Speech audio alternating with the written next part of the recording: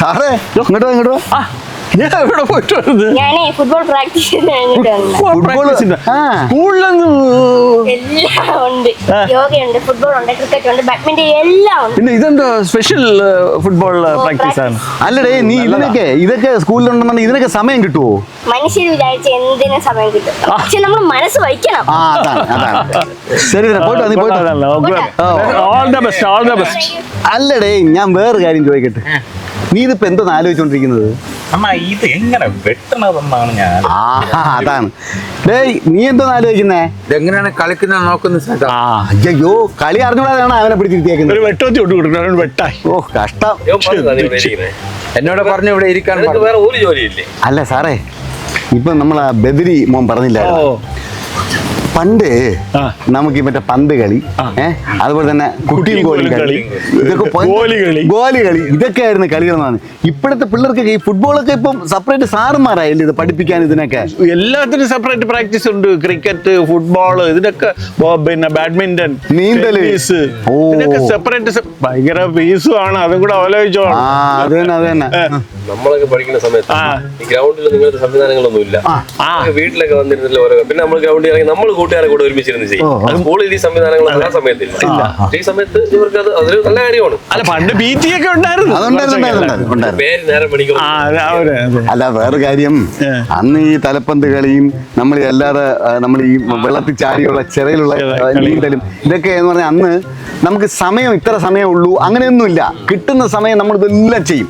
അതുകൊണ്ട് തന്നെ നമുക്ക് ആരോഗ്യം അതുപോലെ നിലനിൽക്കുകയും ചെയ്യും. അന്ന് സ്പോർട്സും മാനസികാരോഗ്യവും കൂടെ ഒരുമിച്ച് പോകുന്ന മാനസിക ഉല്ലാസം.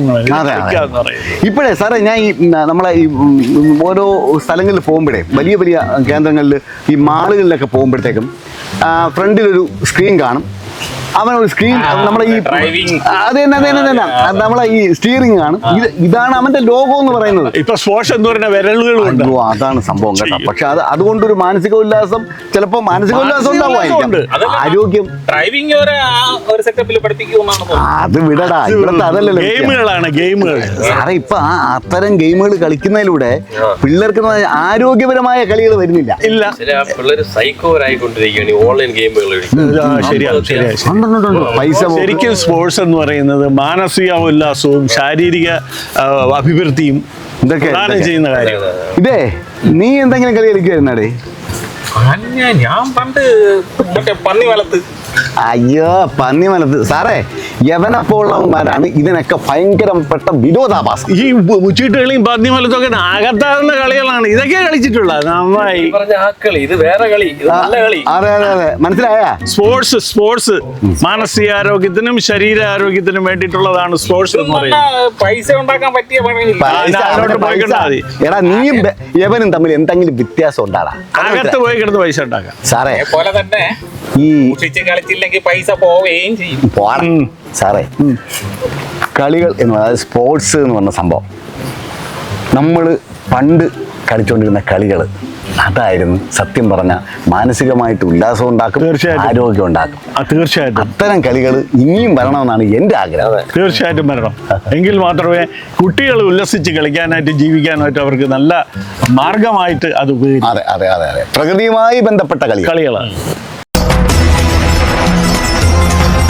മരണക്കിണറിനകത്തുള്ള ഓട്ടപ്പാച്ചിലാകരുത് കളികൾ. അത് മാനസിക ശാരീരിക ആരോഗ്യത്തിന് കൂടി വേണ്ടിയുള്ളതാകണം.